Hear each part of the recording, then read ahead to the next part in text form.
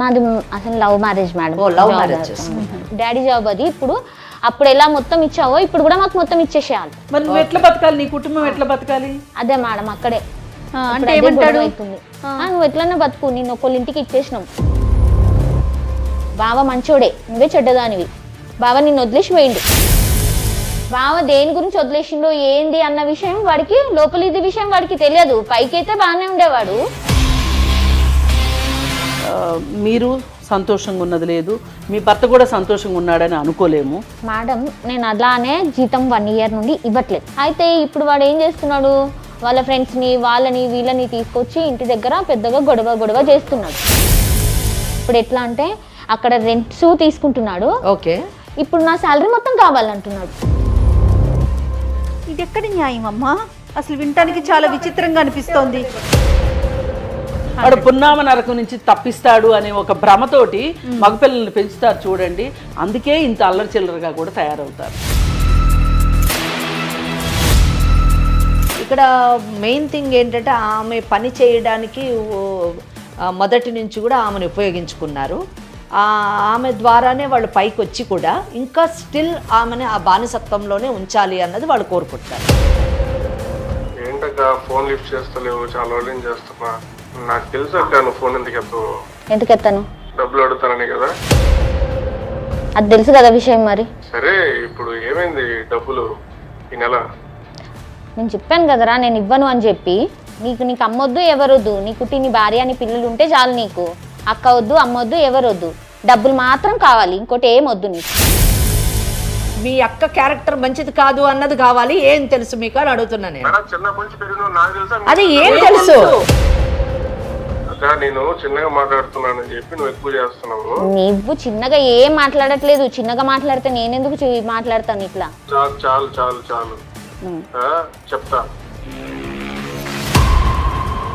ఏం చెప్తావు? చెప్తా, నీకు తెలుస్తుంది ఉండు, రేపు తెలుస్తుంది. మరి అక్కవు కదా అని చెప్పి చూస్తుంటే నువ్వు డబ్బులు ఇవ్వకుండా. అరే అవునరా, నేను జీవితాంతం మీకే పెట్టానా? మరి నాకు అంటే ఒక జీవితం లేదా? ఎంత వద్దు, నువ్వు జాబ్ ఇస్తావా డబ్బులు ఇస్తావా చెప్పు ఫస్ట్ నాకు.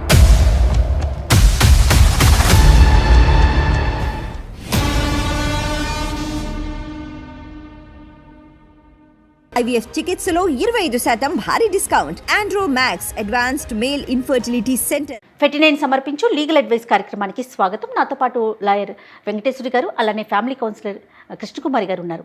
నమస్తే అమ్మ. నమస్తే అమ్మ. అమ్మ, ఆడపిల్లలు పెళ్లి వరకు ఒక ఎత్తు, పెళ్ళైపోయిన తర్వాత అత్తవారింటికి వెళ్ళిపోతారు, పరాయి పిల్లలు అయిపోతారు. ఆటోమేటిక్గా తన కుటుంబం తన పిల్లలు అటువైపుకి వెళ్ళిపోతారు. కానీ కొంతమంది మాత్రమే పుట్టిల్లు బాగుండాలి, వాళ్ళంతా సంతోషంగా ఉండాలి అని చెప్పి పుట్టింటి కోసం తన అత్తవారింటిని కూడా దూరం చేసుకున్న ఒక అమ్మాయి, పద్మ అనే ఒక అమ్మాయి ఈరోజు మన స్టూడియోకి వచ్చిందమ్మా. నాకు అమ్మాయి చెప్పిన విషయం చాలా బాధ అనిపించింది, కళ్ళల్లో నీళ్లు తిరిగాయి. నా మాటల్లో ఎందుకు, తనే ఉంది స్టూడియోలో. ఒక్కసారి తన స్టోరీ ఏంటి, తనకి మనం ఏ విధంగా సలహాలు సూచనలు ఇవ్వగలం తెలుసుకుందాం. మరి మీరు ఓకే అంటే నేను ఆమెని పరిచయం. తప్పకుండా అండి, మాట్లాడు. నమస్తే అమ్మ పద్మ. నమస్తే మ్యామ్. నమస్తే అమ్మా. చెప్పు పద్మ, నువ్వు అంటే నాతో చెప్పావు కదా, డీటెయిల్గా మేడం వాళ్ళిద్దరికీ చెప్పు ఒక్కసారి. మ్యామ్ నా పేరు పద్మ మ్యామ్. ఓకే అమ్మా. నాకు ఒక చెల్లె ఒక తమ్ముడు ఉన్నారు. ఓకే. అయితే మా డాడీ నా చిన్నప్పుడే చనిపోయింది అనమాట. మా తమ్ముడు మా చెల్లె చిన్నగా ఉన్నప్పుడే చనిపోయారు. మా డాడీది గవర్నమెంట్ జాబ్. ఇంకా టైంలో ఎవరికి మమ్మీ చేయలేని పరిస్థితి, దాని నుండి నాకు ఇచ్చారు జాబ్. మీరు అప్పుడు ఏం చేస్తున్నారు? అప్పుడు నాది డిగ్రీ అయింది మ్యామ్. మీ ఫాదర్ పోయిన తర్వాత ఆ క్యాడర్లోనే మీరు జాయిన్ అయ్యారా? ఆ క్యాడర్లో కాదు మ్యామ్, నాకు తక్కువలో వచ్చారు.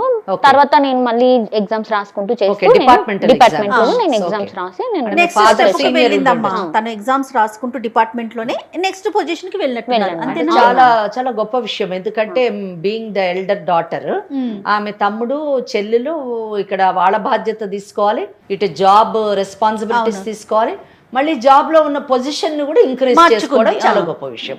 అంటే లాట్ ఆఫ్ సాక్రిఫైస్ నిజం చెప్పాలంటే. రైట్. మీకు అప్పుడు ఏజ్ ఎంత ఉంటుంది మీరు జాయిన్ అయినప్పుడు? నాకు 22-23 ఉంటుంది. చాలా చిన్న వయసు ఆమె బాధ్యతను తీసుకుంది. రైట్. అయితే ఇంకా వాళ్ళ ఇద్దరిని బ్యాచ్ చదివించాను మేడం, ఇద్దరిని తమ్ముడిని చెల్లని బ్యాచ్ చదివించాను. మ్యారేజ్ చేశాను. మ్యారేజ్ చేశాక తర్వాత నేను మ్యారేజ్ చేసుకున్నాను. ఓహో, ముందు వాళ్ళిద్దరికి పెళ్లి చేశారు. వాళ్ళిద్దరికి చేశాను ఓ, మేడం. మంచి వాళ్ళిద్దరికి చేశాక నేను చేసుకున్నాను మేడం. నాకు ఒక డౌట్, మీ పెళ్ళిళ్ళు చేశానన్నారు కదా, మరి వాళ్ళిద్దరూ అప్పటికి ఫైనాన్షియల్ అంటే జాబ్ సెక్యూరిటీ ఉండిందా వాళ్ళిద్దరికి? జాబ్ అంటే ప్రైవేట్ జాబ్ చేస్తున్నాడు తమ్ముడు. వాడికి అంత ఎడ్యుకేషన్ లేదు, వాడు ఇంకా ఎక్కువ ఇది చేయలేడు. అప్పటి నుండి జర ఫ్రెండ్స్ తో తిరగడం చేయడం చేశాడు. పెళ్లి చేస్తానే కొంచెం ఇదవుతాడని మామూలుగా ప్రైవేట్ జాబ్ చేస్తుంటేనే మ్యారేజ్ చేసేసాడు. అప్పుడు బాగానే ఉన్నాను మేము అందరు మంచి. చెల్లి వాళ్ళ హస్బెండ్ ఏం చేస్తారండి? తను ప్రైవేట్ జాబ్ చేస్తాను. వాళ్ళ కాపురం బాగానే వాళ్ళ కాపురం బాగానే ఉంది. అంటే మా చెల్లికి కూడా ఎలా అంటే మా డాడీది ఒక 4 ఇక్కడ హైదరాబాద్ లో మాకు 4 అంతస్తుల బిల్డింగ్ ఉంది మ్యామ్. ఒకటి చెల్లి ఉంటది, ఒకటి మా తమ్ముడు ఉంటాడు. మరి మీరండి? నేను బయట రెంట్కు ఉంటాను మ్యామ్, నా జాబ్ కి దగ్గరలో ఉంటాను అన్నమాట. సో వాళ్ళిద్దరు అంటే మీ తమ్ముడు మీ చెల్లెలు పెళ్లి చేసిన తర్వాత మీరు చేసుకున్నారు. అంటే మీరు అంత లేట్ చేసుకోవడము, మరి దానికి వీళ్ళిద్దరు మ్యారేజెస్ వల్ల లేట్ చేసుకున్నారు. మరి మీ భర్త మీ కాపురం ఎలా ఉంది? నాది అసలు లవ్ మ్యారేజ్ మేడం. ఓ, లవ్ మ్యారేజ్ చేసుకున్నారు. జాబ్ దగ్గరే ఉన్నాడు, లవ్ మ్యారేజ్ చేసుకున్నాను. అతను కూడా గవర్నమెంట్ ఎంప్లాయీ. Government employee. పిల్లలు ఉన్నారా? ఒక పాప ఉంది మా అమ్మకి. మరి ఎంత బాగుంది కదమ్మా, చుట్టూ సమాజం కూడా నిన్ను మంచిగా హర్షించే విధంగా నువ్వు నడుచుకున్నావు. ఇద్దరు తమ్ముడు చెల్లి బాధ్యత తీసుకున్నావు, ఇంత తలకెత్తుకున్నావు, ఇంత బాగా చేసావు కదా. నీకు పెళ్ళయింది, పాప పుట్టింది, మరి ఎందుకు రావాల్సి వచ్చింది? ఇక్కడ మేడం ఇప్పుడు వచ్చిన బాధ అంతా అదే. ఇంత వరకు చాలా బాగుండే మేడం, వాళ్ళ పెళ్లిల వరకు బాగుంది, నా పెళ్లి వరకు బాగుంది, ఎంత బాగుంది. ఇప్పుడు ఏమైందంటే ఒక 1.5 year నుండి నేను వాళ్ళకి డబ్బులు ఇవ్వట్లేదు. ఏం డబ్బులు అండి? జాబ్ నే కదా మేడం, జాబ్ వాళ్ళకి డబ్బులు ఇచ్చేసేదాన్ని. జాబ్ లో ఉన్నారు కదా? నేను జాబ్ లోనే ఉన్నాను. ఓకే. అయితే ఇన్ని రోజులు ఇంకా వాళ్ళని పెంచి పెద్దగా చేసి పెళ్లిళ్ళు చేశాను కదా అని చెప్పి నేను ఒక 1 year నుండి వాళ్ళకి డబ్బులు ఇవ్వడం మానేసాను. అంటే ముందు ఇచ్చేవారా మీరు? అంటే హాఫ్ నేను పెట్టుకొని హాఫ్ వాళ్ళకి ఇచ్చేదాన్ని. పెళ్లికి ముందు వాళ్ళని ఎలా చూసుకున్నారో మీ పెళ్లి తర్వాత కూడా వాళ్ళని అలాగే చూసుకున్నారా మీరు? అంటే వాళ్ళు అలా ఎక్స్పెక్ట్ చేశారా? అదే మేడం, ఇప్పుడు అక్కడే వచ్చింది అంతా. ఏంటంటే ఇన్ని రోజులు నేను మొత్తం వాళ్ళకే చూసుకేదాన్ని, వాళ్ళకే పెట్టేదాన్ని. ఇంకా మ్యారేజ్ అయినాక ఇప్పుడు గవర్నమెంట్ జాబ్ ఉన్నాక కూడా నేను డబ్బులు ఇంట్లో ఇవ్వకపోతే మా వారు ఊరుకోరు కదా మ్యామ్. అలాగని నేను వాళ్ళకి ఇవ్వడం మానేసా. అంటే ఏదైనా కానివ్వండి, మీరు సంపాదించినటువంటి డబ్బంతా కూడా ఇంట్లోని మెయింటైన్ చేయడానికి, అమ్మని చూసుకోవడానికి, తమ్ముడు చెల్లెల్ని, ఆ తర్వాత వాళ్ళిద్దరు పెళ్లిళ్ళు చేయడానికి చేశారు. చేసిన తర్వాత మీరు మ్యారేజ్ చేసుకున్నారు. మ్యారేజ్ చేసుకున్న తర్వాత కూడా మీరు మీ శాలరీ ఇవ్వడం మొదలెట్టారా? ఆ డౌట్ నాకు వచ్చింది. మ్యారేజ్ అయ్యాక కూడా ఇచ్చాను. ఇప్పుడు తను కూడా జాబే కదా అన్నట్టు నేను ఇక వాళ్ళకి నేను ఎన్ని రోజులు ఇచ్చి మళ్ళీ ఇచ్చేసాను. అయితే ఇప్పుడు ఏమైందంటే ఇప్పుడు ఇవ్వడం మానేసాను నేను. ఒక 1 year నుండి నీకు పాప నీ బాధ్యతలు ఇవ్వడం ఆపేసా. ఎందుకంటే ఇన్నేళ్ళు కష్టపడి వాళ్ళకే పెట్టాను కదా మేడం. ఇంకా ఇప్పుడు కూడా నేనే ఇస్తే ఇంకా నాకు కూడా ఒక ఫ్యూచర్ ఉండాలి కదా అని చెప్పి నేను ఇవ్వడం మానేసా. పెళ్లి తర్వాత ఏంటమ్మా పరిస్థితి? మీ హస్బెండ్ మీరు నీకు ఫ్రీ హ్యాండ్ ఉందా, లేకపోతే నీకేమన్నా మీ హస్బెండ్ రిస్ట్రిక్షన్స్ పెడుతున్నారా? ఫస్ట్ లో తను ఏమనకపోయేవాడు, నేను మొత్తం శాలరీ ఇచ్చేసేదాన్ని వాళ్ళకి. అందుకంటే అమ్మ అక్కడే ఉంటది, అక్కడే ఇచ్చేసేదాన్ని, శాలరీ ఇచ్చేసేదాన్ని. వాళ్ళకి తమ్ముడు ఇంకా అలా ఉంటాడు కాబట్టి ఇచ్చేసేదాన్ని మొత్తం. ఇప్పుడు ఏమైందంటే దాని వల్ల మా ఇద్దరికి చాలా కొంచెం గొడవలు అయ్యేటివి. అలా గొడవలు అయ్యి తనతో విడాకులు అయిపోయినామా. నువ్వు డబ్బులు పుట్టింటి వాళ్ళకి ఇవ్వనని కానీ, మన ఇల్లే మనకి, మన ఫ్యామిలీయే మనకి అనే మాట అతనికి చెప్పలేకపోయావా? చెప్పాను మేడం, నేను స్టార్టింగే చెప్పాను. ఎలాగంటే నేను జాబ్ డాడీది ఇది, నేను వాళ్ళని ఇప్పటి వరకు చూసుకుంటూ వచ్చాను, మా తమ్ముడు ఇలాంటి వాడు, నేను అందుకనే వాడికి సపోర్ట్ చేస్తాను అని చెప్పాను. అప్పుడేమో సరే సరే అని. అంటే ఆయనకు కూడా ఐడియా ఉండి ఉండొచ్చు కదా, లవ్ మ్యారేజ్ కాబట్టి. నా గురించి అన్ని తెలుసు మేడం, తెలుసు. ఇంకా మధ్యలో పాప పుట్టి తర్వాత సహజమే కదమ్మా. మీ పెళ్ళిళ్ళు అయ్యాక నేను పెళ్లి చేసుకున్నాను కదా, మరి ఇప్పుడైనా నాకు ఒక కుటుంబం వచ్చింది, నా కుటుంబంతో నేను సంతోషంగా ఉండనివ్వచ్చు కదా. మీరు మీకు డబ్బులు ఇచ్చే విషయం వల్ల నా ఇంట్లో గొడవలు అవుతున్నాయి, కాపురానికి ఇబ్బంది అని వాళ్ళకి ఏమైనా చెప్పగలిగావా? నేను చెప్పలేదు మేడం అలాంటిగా. ఇంకా మా వారితోటే, మా వారే చాలా ఇది చేసేవారు ఊకే. అలా ఇటు మాకు కొంచెం చాలా ఇదైపోయి నేను విడాకులు తీసేసుకున్నాను. ఇంకా అప్పటి నుండి పాపకు నాకు కష్టమైపోతుందని నేను ఇంకా ఇట్లనే అన్ని చేసుకుంటా పోతే నాకేం ఉండదు ముందుకు అన్నట్టు నేను ఇవ్వడం లేదు. నీ సంగతి, నీ పాప బాధ్యత కూడా ఉంది కాబట్టి, ఆమె నిర్ణయం కరెక్టే. తర్వాత ఇప్పుడు మా తమ్ముడితో నాకు చాలా ప్రాబ్లమ్స్ ఉన్నాయా, చాలా గొడవలు అవుతున్నాయి. ఏం ప్రాబ్లమ్స్ అవి? ఇప్పుడు తను ఏమంటాడు, డాడీ జాబ్ అది, ఇప్పుడు అప్పుడు ఎలా మొత్తం ఇచ్చావో ఇప్పుడు కూడా మాకు మొత్తం ఇచ్చేసేయాలి. మరి నువ్వు ఎట్లా బతకాలి, నీ కుటుంబం ఎట్లా బతకాలి? అదే మేడం అక్కడే అంటే ఏమంటాడు? అవుతుంది, నువ్వు ఎట్లన్నా బతుకు, నేను ఒకళ్ళ ఇంటికి ఇచ్చేసినావు, బావ మంచోడే, నువ్వే చెడ్డదానివి, బావ నిన్ను వదిలేసి పోయిండు, బావ దేని గురించి వదిలేసిండో ఏంది అన్న విషయం వాడికి, లోపల ఇది విషయం వాడికి తెలియదు. పైకి అయితే బాగానే ఉండేవాడు, బాగానే చూసుకునేవాడు, ఇప్పుడు లోపల అయ్యేదైతే ఎవరికి తెలియదు కదా మా. అలా కాదు, లోపల అయ్యేదంటే ఓన్లీ మీ శాలరీ మొత్తం మీ పుట్టింటికి ఇచ్చేస్తున్నారు అన్నది ఒకటే ప్రధానమైనటువంటి కారణం మీరు విడిపోవడానికి. అవును మేడం. అంతేగాని ఆయనకేం బ్యాడ్ హ్యాబిట్స్ ఉండి మిమ్మల్ని హింసించేటువంటి ఏం లేదు కదా లేదు పాపం. మేడం. నిజం చెప్పాలంటే మీ ఇంటి వాళ్ళ గురించి మీరు చేసినటువంటి త్యాగం అది. అతను మీ దగ్గర నుంచి టోటల్ గా సరెండర్ అతనికి అవ్వాలని అతను ఎక్స్పెక్ట్ చేయడంలో తప్పు లేదు కదా నిజానికి. కనుక మీ తమ్ముడు యొక్క ఇర్రెస్పాన్సిబిలిటీ వల్లనే మీరు మీ జీవితం ఎలా అయ్యింది. నా పుట్టింటి పరిస్థితి అంతా అతనికి తెలుసు, నా గతంలో ఏం జరిగిందో తెలుసు, కాబట్టి అలానే కంటిన్యూ చేయనిస్తాడు అనే ఉద్దేశంతో ఆ విషయం గురించి వాళ్ళిద్దరూ సరిగా మాట్లాడుకోవాలా. అంతేనా పద్మ? మేడం చెప్పేది కరెక్టేనా? అంటే క్లియర్ గా మీరు మాట్లాడుకోలేదా అని అంటున్నారు మేడం. కరెక్టే మేడం, మేమేం అలా మాట్లాడుకోలేదు, ఎందుకంటే తను ఒక గవర్నమెంట్ ఎంప్లాయీ, నేను మమ్మీ వాళ్ళకి ఇచ్చేస్తున్నాను కాబట్టి అతనికి తెలుసు కాబట్టి లవ్ చేస్తాం కదా. ఒప్పుకుంటాడు తర్వాత కూడా ఒప్పుకుంటాడేమో అనుకున్నది. కంటిన్యూ అవ్వచ్చు అనుకుంది.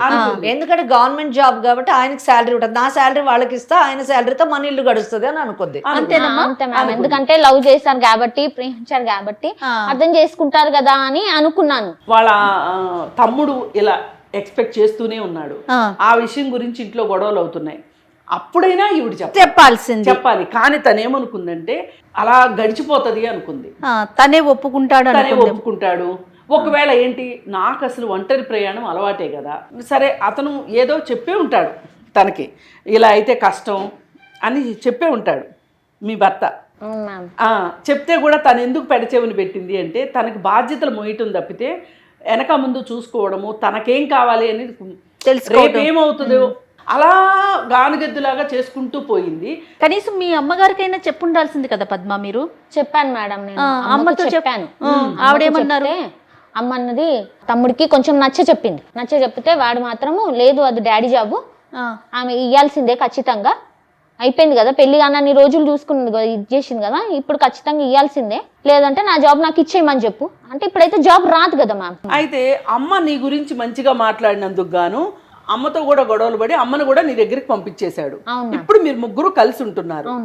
కలిసి ఉంటున్నప్పుడు నువ్వైతే గట్టిగా చెప్పేశావా లేదా తమ్ముడికి, నేను ఇంకా నీకు జీతం ఇచ్చేదే లేదు అంటే? ఏమంటాడు అతను ఏం చేయగలడు అసలు, నేను జీతం ఇవ్వను అంటే? మేడం నేను అలానే జీతం 1 year నుండి ఇవ్వట్లేదు, ఇప్పుడు ఇస్తాను రేపిస్తాను, ఇప్పుడు ఇస్తాను రేపిస్తాను అని చెప్పి ఇవ్వట్లేదు. నేను ఇస్తానని చెప్తున్నా, దాటేస్తున్నావు అంటే ఇవ్వను గట్టిగా చెప్పట్లేదు. అది తన మనస్తత్వమే అది. ఇవ్వకుండా ఆపేస్తాను. అయితే ఇప్పుడు ఒక 1 year అవుతుంది మేడం ఇవ్వట్లేదు నేను. అయితే ఇప్పుడు వాడు ఏం చేస్తున్నాడు, వాళ్ళ ఫ్రెండ్స్ని వాళ్ళని వీళ్ళని తీసుకొచ్చి ఇంటి దగ్గర పెద్దగా గొడవ చేస్తున్నాడు. ఇప్పుడు నా పరిస్థితి ఏందో నాకు అర్థం అవ్వట్లేదు మేడం. ఏమంటే కేసు వేస్తాను నీ మీద, అదేస్తాను ఇదేస్తాను, నువ్వు చెడ్డదానివి, నువ్వు మంచిదానివి కాదు. నేను చెడ్డదానే అయితే మ్యామ్, వాళ్ళని ఎందుకు పెంచి వాళ్ళని పెద్దగా చేసి నేను పెళ్లిళ్ళు చేస్తాను మ్యామ్.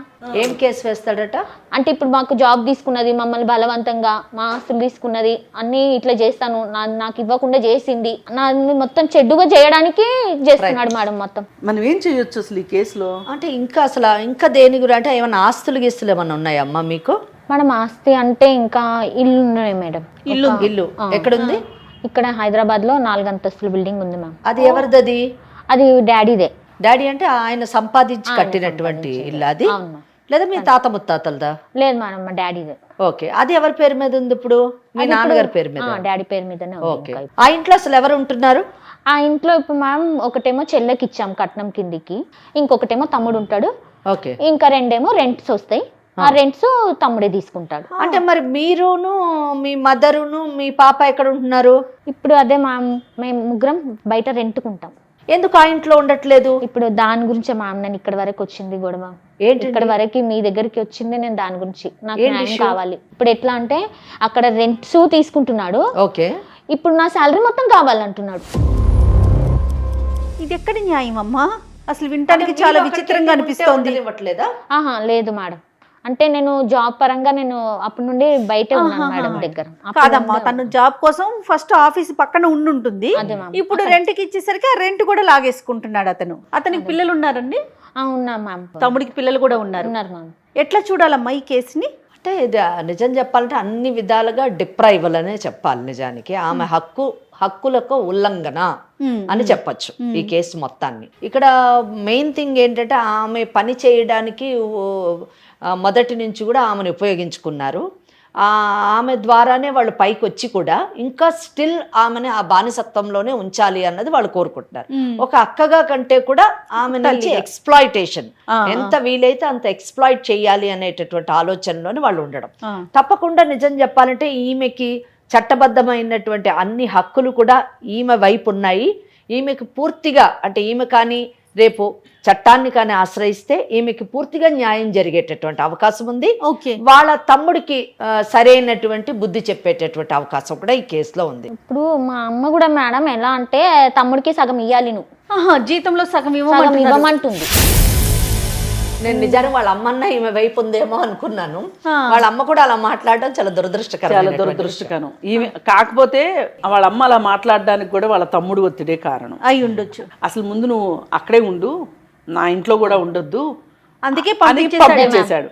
పంపించేసిన తర్వాత ఆ తల్లికి ఏమనిపిస్తుంది, నేను నా ఇల్లు వదులుకొని నా కూతురింటికి వచ్చాను, సరే సగం శాలరీ అన్నా ఇస్తే వాడు నోరు మూసుకుంటాడేమో అని ఎంతైనా తల్లి కదా, తల్లి కొడుకు మీద భ్రాంతి ఉంటుంది. కొడుకు అనగానే వాడు బాధ్యతగా ఉన్నాడా, బరువులు మోస్తున్నాడా అని చూడరు, కలగరువు పెడతాడా లేదా అనేదే చూస్తారు. వాడు పున్నామ నరకం నుంచి తప్పిస్తాడు అనే ఒక భ్రమతోటి మగపిల్లల్ని పెంచుతారు చూడండి. అందుకే ఇంత అల్లరి చిల్లరగా కూడా తయారవుతారు. కాదమ్మా, చెల్లి పరిస్థితి ఏంటి? చెల్లి అయితే ఏం లేదు మేడం, తన మాట్లాడుతుంటది, నాకే సపోర్టింగ్ చేస్తుంది. అక్క ఇంత కష్టపడ్డది, ఇంత చేసింది, ఎందుకు అక్క దగ్గర పోతున్నారు వద్దు అని చెల్లె కొంచెం ఇది చేస్తుంది. కానీ తమ్ముడు అమ్మ మాత్రం అమ్మ కూడా ఏమనదు. ఏంటంటే వాడికి ఇచ్చేసి ఇంకా ఇప్పుడు ఇన్ని రోజులు ఇచ్చేవారు కదా అట్లా అన్నట్టు ఇప్పుడు ఇవ్వమంటే. ఎప్పుడైనా ఏ కేసునైనా మనం ఒక వైపు నుంచి చూడకూడదు, రెండు వైపుల నుంచి చూస్తేనే మనకు వాస్తవాలు మన ముందుకు వస్తాయి. ఇప్పుడు తను వచ్చి మన ముందు తన కేసునైతే మన ముందు పెట్టింది. అసలు ఆ అబ్బాయి ఎందుకు అలా ప్రవర్తిస్తున్నాడు, అసలు యాక్చువల్గా ఫ్యాక్ట్స్ ఏంటి అన్న విషయం మనం అతనితో కూడా మాట్లాడితే మనకి కంప్లీట్ గా మనము న్యాయం చేసేటటువంటి అవకాశం ఉంది. మన కేసు పరిపూర్ణంగా అర్థమవుతుంది. రైట్. ఏమా ఫోన్ చేద్దామా మరి మీ తమ్ముడికి? ఓకే మ్యామ్, చేద్దాం. ఓకే, ఒకసారి కాల్ చేయి మరి.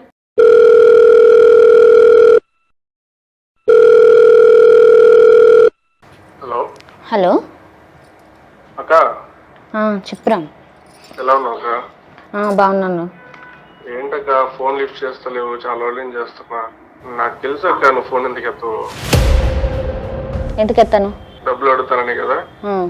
అది తెలుసు కదా విషయం. మరి సరే ఇప్పుడు ఏమైంది డబ్బులు ఈ నెల? నేను చెప్పాను కదరా నేను ఇవ్వను అని చెప్పి. అక్క అట్లా అంటే ఎట్టక్క, ఇప్పుడు డబ్బులు నువ్వు పంపించకపోతే ఎట్లా చెప్పు, ఎట్లా బతకాలి నేను? నేను ఎట్లా బతకాలరా? నేను జీవితాంతం నీకే పంపించేసుకుంటుంటే మరి నేను నా పాప ఎట్లా బతకాలి? సడన్ గా ఏంటి చేంజ్ ఏంటి నీలో? నాలో చేంజ్ ఏం లేదు. నేను చెప్తూనే ఉన్నాను కదా నీకు, నేను పంపించను అని చెప్పి. నువ్వే కదా నన్ను ఇంతగా ఇది చేస్తున్నావు.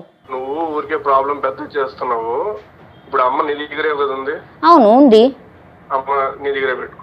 అమ్మ నా దగ్గరే ఉంటుందిలే. నీకు అమ్మ వద్దు ఎవరొద్దు, నీకు నీ భార్య అని పిల్లలు ఉంటే చాలు. నీకు అక్క వద్దు, అమ్మ వద్దు, ఎవరొద్దు, డబ్బులు మాత్రం కావాలి, ఇంకోటి ఏం వద్దు నీకు.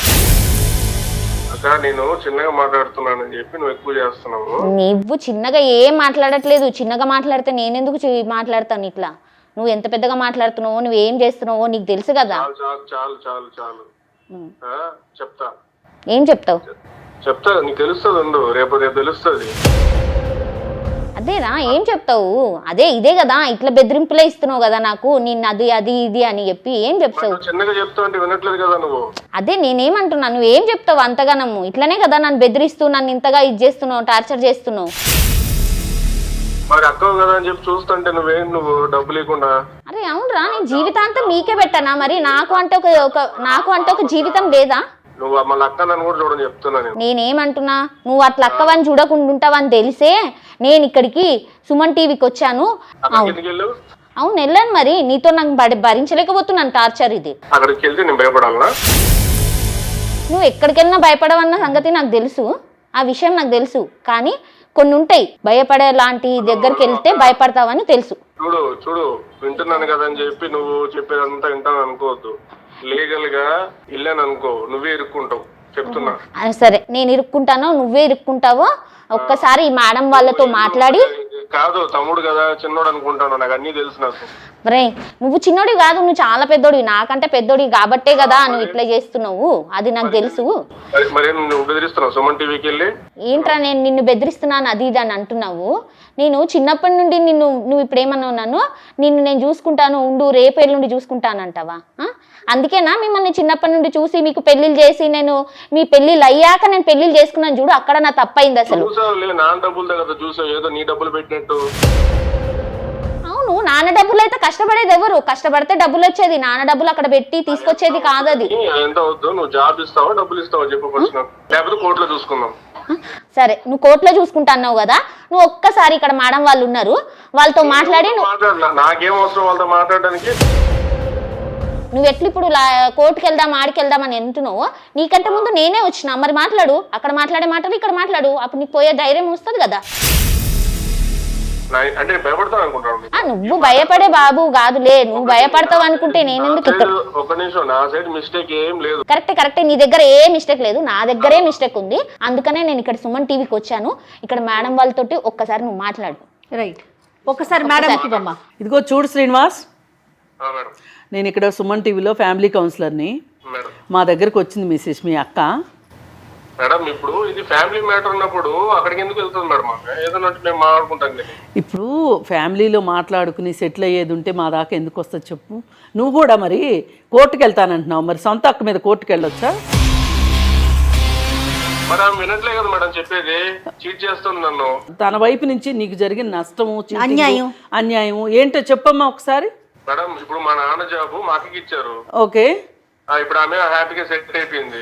ఓకే, నా పరిస్థితి ఏంది? నేను ఒక పొలం పెట్టుకుని ఏం చేసుకోగలుగుతా చెప్పండి? అక్కడ 6 ఎకరం పొలం ఉంది, అది ఎక్కడో సిటీ బయట ఉంది. అది ఓకే, నేను ఎలా బతకాలి? ఇల్లుంది కదా? ఇల్లు ఉంది, అది ఎంతవరకు వస్తుంది మేడం? అది అసలు మీరేం చేస్తున్నారమ్మా? నేను జాబ్ ట్రైల్ చేస్తున్నా మేడం, రియల్ ఎస్టేట్ చేస్తాను. దాంతో డబ్బులు ఏం వస్తలేవు నాకు. ఇప్పుడు అవన్నీ కాదు మేడం, నాకు మా నాన్న జాబ్ కావాలి, లేదా ముందు నుంచి ఇస్తున్నట్టు నాకు డబ్బులు ఇవ్వాలి. అసలు నాకు రెస్పాండ్ అవ్వట్లేదు, ఫోన్ లిఫ్ట్ చేయట్లేదు. ఇప్పుడు మా అమ్మ ఏమో ఆమెకే సపోర్ట్, ఇంకా నాకంటే ఎవరున్నారు మేడం? ఇంకా ఒక్కటి మీరు గుర్తుపెట్టుకోవాలి, ఇప్పుడు మీలానే పుట్టింది తను కూడా, కానీ తను మీ బాధ్యతలు మోసింది. ఇప్పుడు మిమ్మల్ని మీరు చూసుకోలేని పరిస్థితిలో మీరుంటే ఆమె మీ జాబ్ చేస్తూ తనను చూసుకుంటూ మిమ్మల్ని కూడా చూడాలి. ఏమన్నా న్యాయమేనా? ఒక్కసారి ఆలోచించు. మీ భార్య ఏం చేస్తుంటుంది? ఆమె హౌస్ వైఫ్ మేడం. ఆమె హౌస్ వైఫ్, మీరేమో డబ్బులు రాని పనులు చేస్తూ ఉంటారు. అసలు మీ అక్కకి బావకి విడాకులు ఎందుకు అయ్యాయో తెలుసా నీకు? ఏమైనా మిస్టేక్ చేసింది అది, అందుకే వదిలేసి వెళ్ళిపోయాడు. ఆయన ఎందుకు వెళ్ళిపోతాడు మేడం? ఆయన చాలా మంచోడు. ఆయన చాలా మంచోడు. ఇప్పుడు నువ్వు కూడా చాలా మంచోడివి, అక్క డబ్బులు అడిగేవాడివి, నువ్వు మంచోడివి. భార్య జీతం నాకే కావాలని ఆయన మంచోడే. మధ్యలో చిన్నప్పటి నుంచి మీకోసం చేసింది కదా, త్యాగం చేసిన ఆవిడ మట్టుకు మంచిది కాదు. ఇదే కదా మీరు చెప్పేది? మేడం ఇప్పుడు ఏముంది మేడం, నా జాబ్ నాకు ఇస్తే నేను చూసుకుంటాను కదా మేడం అందరినీ. అలా ఇవ్వటం కుదరదండి, అలా ఇవ్వటం కుదరదు. అప్పుడు ఆ రోజు కంపాషనేట్ గ్రౌండ్స్ కింద ఆ రోజు తను చదువుకుని ఉంది కాబట్టి తనకిచ్చారు ఉద్యోగం. తను కూడా మీకులాగా చిన్నపిల్ల అయ్యి ఉండి ఒకవేళ పెద్దమ్మాయి అయినా చదువు లేకపోతే తనకు వచ్చి ఉండేది కాదు. ఇది వాస్తవం కాదమ్మా. ఉద్యోగం తీసుకున్నందుకు తను ఏమైనా బాధ్యత వదిలేసింది అడగండి పోని. ఇప్పుడు తను ఉద్యోగం చేసింది బాగుంది, మీ నాన్న ఉద్యోగం తీసుకుంది, చదువుకుని మీరు పెద్ద అయ్యి మీ పెళ్ళిళ్ళు అయ్యే వరకు తను పెళ్లి కూడా చేసుకోలేదు కదా. పోనీ మిమ్మల్ని ఏదో గాలికి వదిలేసినట్టు మాట్లాడతారేంటి మీరు శ్రీనివాస్? పిల్లలు చూసుకోవాలి, నాకు కొడుకు కూతురు, వాళ్ళకి పెరిగి పెద్దది, వాళ్ళకి స్కూల్ కి అలాగా ఖర్చులు అలాగా. ఇప్పుడు ఈమెమో గవర్నమెంట్ జాబ్ చూసుకుని ఆమె హ్యాపీగా ఉంది అక్కడ ఇంట్లో. మా అమ్మ కూడా ఆమెకే సపోర్ట్. నాకంటే ఇంకెవరున్నారు మేడం? నేను చెప్పేదేనండి, నేనేమంటున్నానంటే ఆమె చేస్తున్న జాబ్ నాకు ఇస్తే నేను అందరినీ కలిసి చూసుకుంటా. ఏదో ఆమెని ఆమె కూతుర్ని కూడా అందరినీ చూసుకుంటా. కావాలంటే వాళ్ళ కూతురు పెళ్లి కూడా నేనే చేస్తా. ఒకసారి ఆమెకు ఉద్యోగం ఇచ్చిన తర్వాత మళ్ళీ మీకు ఇవ్వటం అవ్వదు. ఒకసారి మాత్రమే, ఒకసారి ఉద్యోగం ఇస్తారు అంతే. తండ్రి చనిపోయినందుకు కూతురుకో కొడుకో భార్యకో ఎవరు ఎలిజిబుల్ అయితే వాళ్ళకి ఇస్తారు. ఏదో దారి ఉంటుందో లేదు మేడం, మీరు కూడా నన్ను కన్విన్స్ చేస్తారు. కాదు, నేను రెండు మాటలు చెప్తాను నీకు, తర్వాత మాట్లాడేవాళ్ళు తర్వాత మాట్లాడతారు. మీరు ఎప్పటికైనా సరే తన త్యాగాన్ని మీరు అర్థం చేసుకుంటే, తను మీకోసం ఏం చేసిందో ఆలోచిస్తే, కొంచెం ఇవన్నీ కోపాలు తాపాలు ఇవన్నీ పక్కన పెట్టేసేసి ఆలోచించండి, మీకు అర్థమవుతుంది.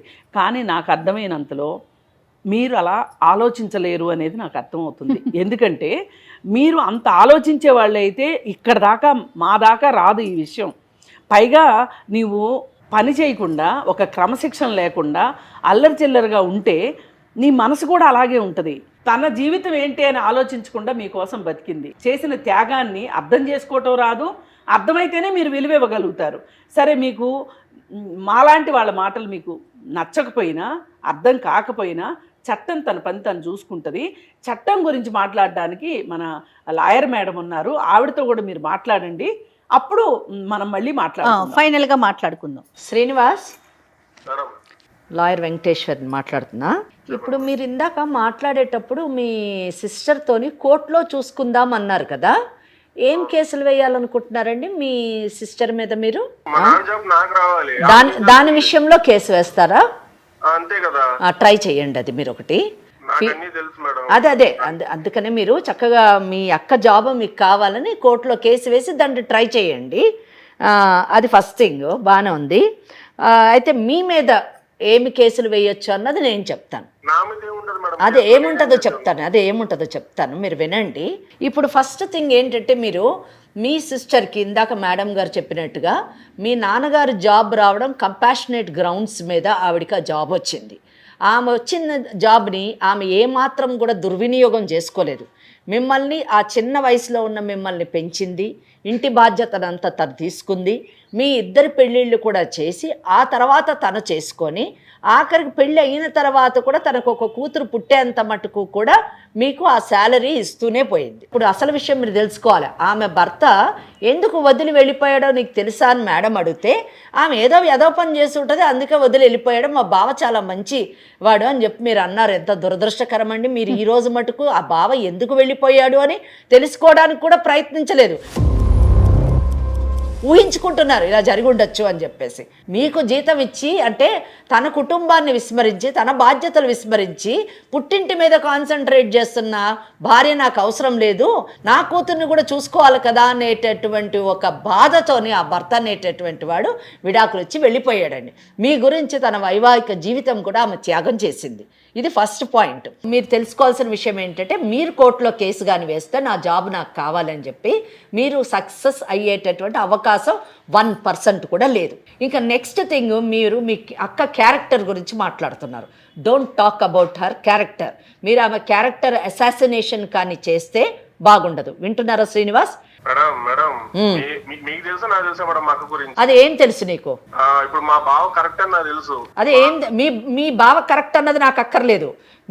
మీ అక్క క్యారెక్టర్ మంచిది కాదు అన్నది కావాలి. ఏం తెలుసు మీకు అని అడుగుతున్నాను నేను. చిన్నప్పటి నుంచి పెరిగిన నాకు తెలుసా? అది ఏం తెలుసు?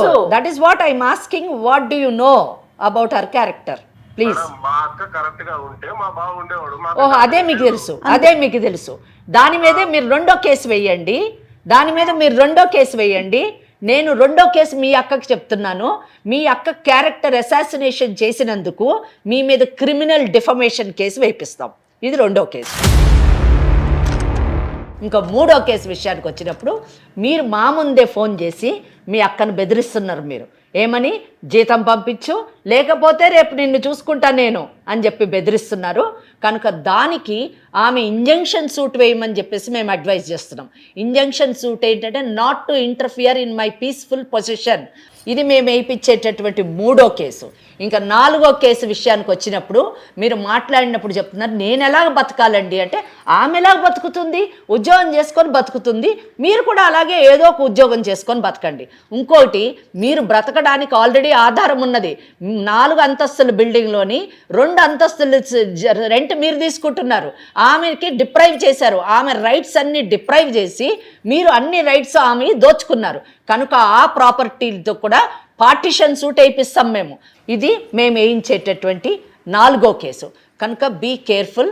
మీరు ఇంకొక మాట చెప్పారు, ఒక అరెకరం పొలం కూడా ఉంది అని చెప్పారు.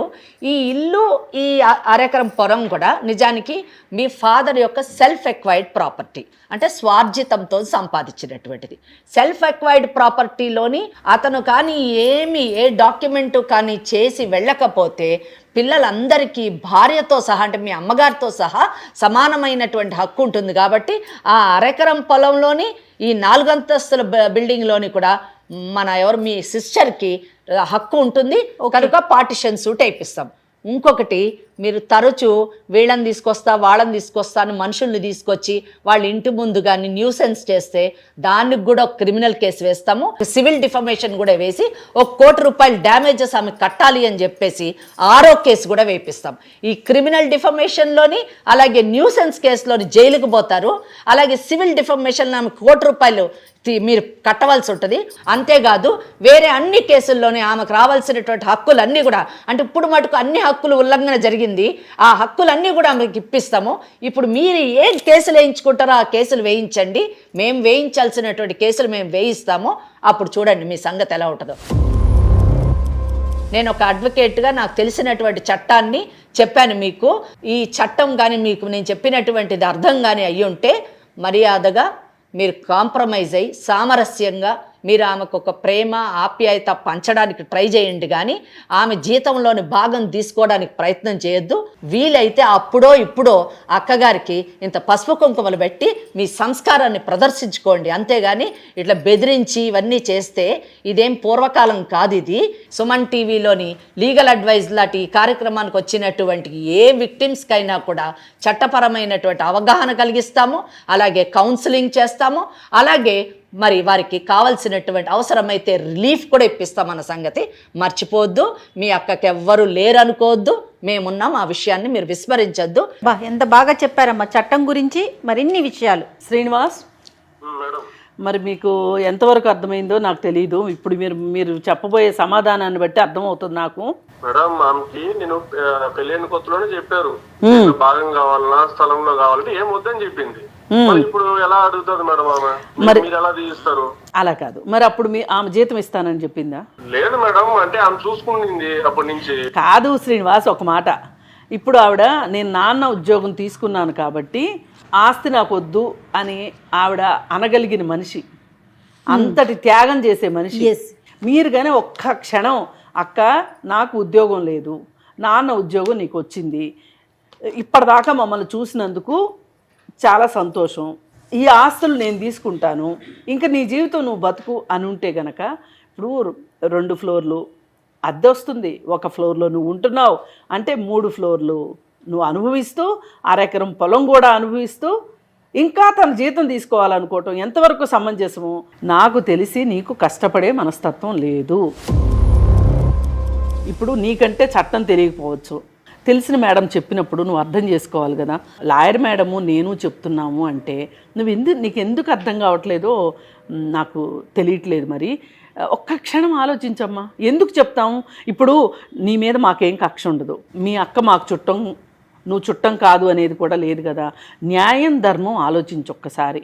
కేవలం నీ మనస్తత్వం బట్టి ఇంతమంది కష్టపడుతున్నారు, అది ఒక్కటి కనుక నువ్వు పునరాలోచించుకుని ఒకసారి కలవమనండి అమ్మా. అప్పుడు మనం ఎంత మాట్లాడినా ఇక్కడ అర్థం కాదు. మరి ఇప్పుడు ఇదంతా మనం మాట్లాడుకున్న తర్వాత నీ మనసులో ఉన్న మాట ఏంటో చెప్పమ్మా. మేడం, నాకు కొంత టైం కావాలి మేడం గురించి. ఓకే, అంటే మీరు చెప్పింది అర్థమైంది. నాకు వీలున్నప్పుడు వచ్చి మిమ్మల్ని కలుస్తాను మేడం ఒకసారి. సరే, మరి మన లాయర్ మేడంతో కూడా ఒకసారి మాట్లాడమ్మా. మీరు టైం తీసుకోండి, తప్పులేదు, ఆలోచించుకోండి. మీరు ఎవరి దగ్గర ఒపీనియన్ తీసుకుంటారో వాళ్ళ దగ్గర ఒపీనియన్ తీసుకోండి.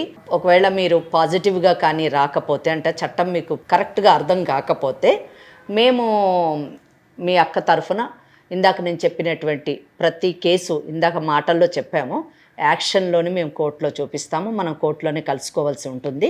అండ్ చట్టం ఆమె వైపు ఉంది, చట్టం తన పని తను చేసి ఆమెకి న్యాయం చేస్తుంది, ఆమె యొక్క హక్కుల్ని ఆమెకి తిరిగి ఇచ్చేటట్టు చేస్తుంది అని నేను అనుకుంటున్నాను. అది జరగక ముందే మీరిద్దరు, అంటే మీ అక్క మీరు కూర్చొని మంచి ఒక అండర్స్టాండింగ్లోని అర్థం చేసుకొని ముందుకెళ్తే బాగుంటుంది. ఏమంటారు శ్రీనివాస్? సరే మేడం, సరే, మీరు చెప్పినట్టే చేస్తాం మేడం. ఒకసారి వాళ్ళ అక్కతో మాట్లాడతాడేమో. ఒక్కసారి మీ సిస్టర్తో మాట్లాడతారా? మాట్లాడతాను. హలో అక్క చెప్పరా. ఒకసారి కలిసి మాట్లాడతాం అక్క. ఎందుకు ఈ ప్రాబ్లమ్స్ అన్ని? నువ్వే క్రియేట్ చేసినావు కదా, నేను ఏం చేయలేను. నేను ఇక్కడ వరకు రావడానికి కారణం నువ్వు. నాకేం పరిస్థితి ఇక్కడికి రావడం, నీ వల్ల నేను వచ్చిన. నువ్వు వచ్చి మాట్లాడతా చేస్తా అంటే నేను ఓకే, నాకేం ఇది లేదు. సరే అయింది, అయిపోయింది. ఒకసారి కూర్చొని మాట్లాడుకుంటే సరిపోతుంది అనుకుంటున్నాను. Okay okay okay okay Srinivas గారు చాలా థ్యాంక్స్ అండి. ఎందుకంటే పెద్దలిద్దరూ చెప్పిన మాటను మీరు అంగీకరించి కూర్చోడానికి రెడీ అయ్యారు. ఒక్కసారి మీరు కూర్చొని మాట్లాడుకొని మీకు ఏమైనా సందేహాలున్నా కృష్ణకుమారి మేడంని కానీ లేకపోతే వెంకటేశ్వరి గారిని కానీ అడ్వకేట్గా ఎలాంటి సలహాలు కావాలన్నా తీసుకోండి. చక్క సామరస్యంగా ముందుకెళ్ళండి. Very okay madam. ఓకే అండి, thank you so much. Padma, మాకు అర్థమైనంత వరకు మీ తమ్ముడు ఇంకా మిమ్మల్ని ఇబ్బంది పెడతాడని నేను అనుకోను. అమ్మ మరి ఒకసారి తమ్ముడు ప్రాబ్లం ఎట్లాగో సాల్వ్ అయింది.